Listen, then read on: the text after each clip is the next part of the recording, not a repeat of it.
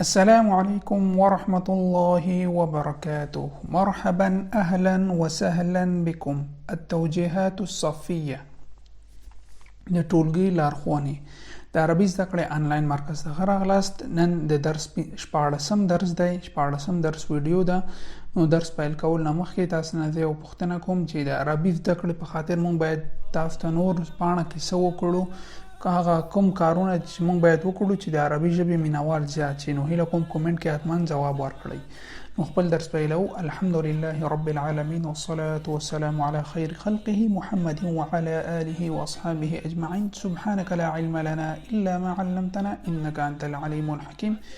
رب اشرح لي صدري ويسر لي أمري واحلل عقدة من لساني يفقه قولي. بسم الله الرحمن الرحيم. التوجيهات الصفية. صف صنف ټولګي ته ویل کیږي، توجیهات لارښوونو ته ویل کیږي.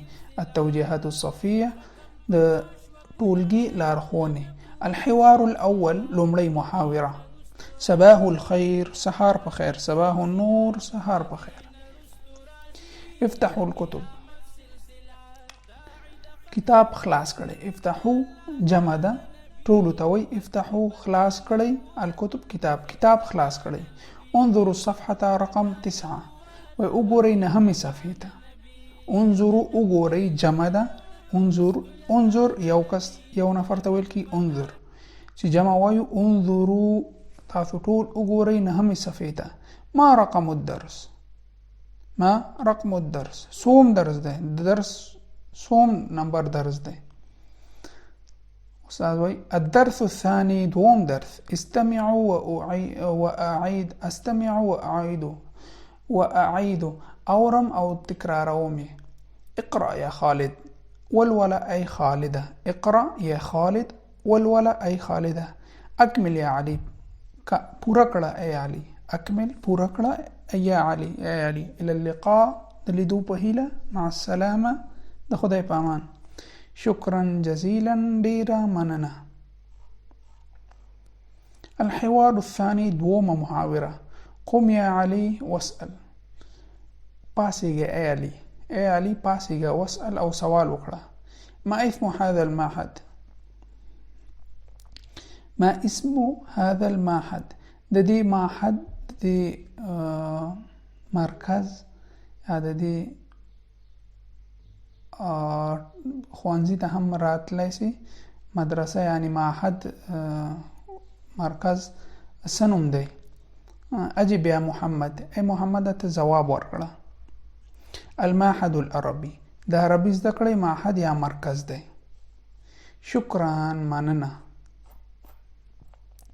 الحوار الثالث دریم محاوره. مساء الخير ما خام بخير. مساء النور ما خام بخير. يا فاطمه. اي فاطمه. اغلق الكتب. اغلق الكتاب. اغلق الكتاب. كتاب بند کړه. وامسح السبوره او تخته پاک کړه. وامسحي او مسح کړه پاک کړه.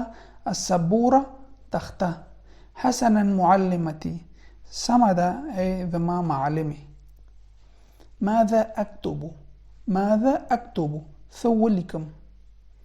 اكتبي عنوان الدرس. اكتبي عنوان الدرس. د درس عنوان ولیکه. د درس عنوان ولیکه. اكتبي ولیکه عنوان الدرس درس. د درس عنوان ولیکه. حسنا معلمتي. سمدا اي ذما معلمي. مدرستي. شكرا مننه. اجلسي کینا. اجلسي کینا. اوس دلته یا څه لپاره راغلي لاندې ګورو. دلته مکمل توضیحات شوی ده. نو دې درس کې مذکر او مؤنث ته ډیر خیال وساتئ چې مذکر ته او د مؤنث مابین کې فرق څنګه راتلی شي. استمع اورم او اعيد او تکراروم یې. انت يا محمد. ته ای محمد. انت يا فاطمه. ته فاطمه. انتم. ګوره مخاطب جمع. مخاطب مذکر. مخاطب مؤنثه. چې کله مونږ وایو اجلس مذکر تراغی کینا. تاسو ته یو تاسو ټول ته یو ته وایم اجلس. احمد اجلس. احمد کینه. که دلته اوس فاطمه نو هغې ته خو اجلس نشم ویلی ځکه اجلس خو مذکر شو. مذکر عربي کې مذکر ته جدا کلمې دي، مؤنث ته جدا. نو که غواړو چې مؤنث ته وایو نو دې ته باید یا اضافه کو. اجلسی کینه ای فاطمه، انت یا فاطمه اجلسی کینه. او که جمع وایو اجلسو کینه تاسو ټول، اجلسو کینه تاسو ټول. اسأل سوال وکړه. البته دا امریه هغه دي کلمات دي. اسأل سوال وکړه. اسألی مؤنث سوال ته وکړه. اسألو تاسو ټول سوال وکړئ. اغلق بند کړه. اغلقی ته ای جنۍ بند کړه. اغلقو تاسو ټول یې بند کړئ.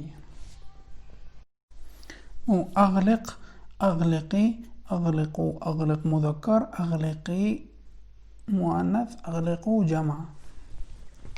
نو مثلا منګه وایو احمد ته اغلق الباب، اغلق الباب، اغلق الباب دروازه بند کړه. اغلقی الباب دا مثلا مؤنث ته منګ وایو. نور خو په دې پوه شوئ مؤنث لپاره صرف جمع یا په اضافه کوئ نو ټول همغه ده. مذکر سره یا اضافه کوئ. افتح خلاص کړه. افتحی خلاص کړه. افتحو خلاص کړئ. امسح پاک کړئ. امسحی مؤنث ته، امسحو جمع ته. تاسو ټول پاک کړئ. اقرأ ولولا، اقرأی، اقرأو. اكتب، اكتبي، اكتبو. استمع، استمعي، استمعوا. اكمل، اكملي، اكملوا. نو دا تمرین مو کو. اصل بین الکلمه و مقابلها. لکم دا کومنټ کې تاسو حل کړئ. د اخرج مثال خارج شه، اوزه. ادخل داخل شه.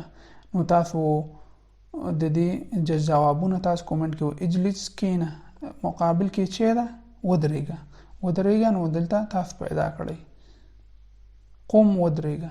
اجب جواب ورکړه. امسح پاک کړه. افتح خلاص کړه. اغلق بند کړه. اخرج اوزه، اخرج. اکتب ولیکه. اسأل سوال وکړه. اجلس کینه. دا معناګانې دي. دا زموږ د نننی درس و. هیله کوم چې یاد شوی مو وي د مذکر او مؤنث مابین کې چې هره کلمه امریه مثلا اجلس کینه امر ده. نو دې کې که تاسو غواړئ مؤنث ته دا تاسو وایئ نو تاسو ورسره یو یا اضافه کوئ. صرف بعضې کلمو کې مثلا دلته چې تاسو ویلئ ګوره اقرأ، اقرأی دلته هم یا اضافه شوې ده. ټولو کې یا اضافه کېږي. او فی دې درس کې صرف تاسو باید دومره یاد کړئ چې مؤنث لپاره کومې امریه کلمې تاسو استعمالوئ باید هغې سره تاسو یا اضافه کړئ. اوس موږ اجلس فاطمې ته نشو ویلی. اسأل فاطمې ته خو اسأل نشو ویلو. اغلق ونه ویلی شو. نو بیا دلته فرق څه شی د مذکر او مؤنث کې عربي ژبه کې. نو دلته د هر امریه هغه کې امریه کلماتو کې تاسو باید یا اضافه کړئ. اجلس یا احمد کینه احمد. اسأل یا محمود سوال وکړه. اسألی یا فاطمه. اغلقی یا فاطمه. افتحی یا فاطمه. خلاص کړه. افتح الكتاب یا فاطمه. کتاب خلاص کړه یا فاطمه. افتحوا یا افتحوا الكتاب. افتحوا الكتاب یا طلاب. کتاب خلاص کړئ تاسو ټول. نو دا زموږ نننی درس و. هیله کوم چې یاد شوی مو وي. نو هیله کوم دا درسونه تاسو شیر کوئ. فیسبوک کې نه پوهېږم مینهوالې کم شوي د عربي ژبې که څنګه چل ده. ما خو تاسو ته یو خبره کړې وه چې انګریزانو انګلیش ته څنګه خدمت وکړو. هغوی اوله کې خلکو ته موږ استاد ویلی چې دوی اول خلکو ته تقریبا 40-50 کاله مخکې په پاکستان کې داسې خلک ول، داسې موسسې وي خلکو ته به یې څه پیسې ورکولې وی راځئ تاسو دا ژبه ووایئ. نو هغوی پیسې ورکولې اوله کې. وروسته بیا خپل تجارت شروع کړو. نو په دې طریقه باندې عربي ژبې ته خدمت کول پکار دي. داسې نه چې موږ ته څه تاسو یې دې په خاطر یاد کړئ چې دا د رسول الله صلی الله علیه وسلم ژبه ده. نو کېدای شي په دې نیت یاد کړئ چې موږ دا یاد کړو او قیامت په ورځ نبی علیه السلام سره موږ خبرې وکړو او موږ ته حوض کوثر اوبه راکړي. نو په دې مینه چې وایي الله به تاسو ته اجر هم درکړي او انشاءالله د حوض کوثر نه به هم تاسو مستفید شئ او نصیب به هم شي. نو تر بل درسه پورې تاسو په الله سپارم. والسلام علیکم ورحمة الله وبرکاته.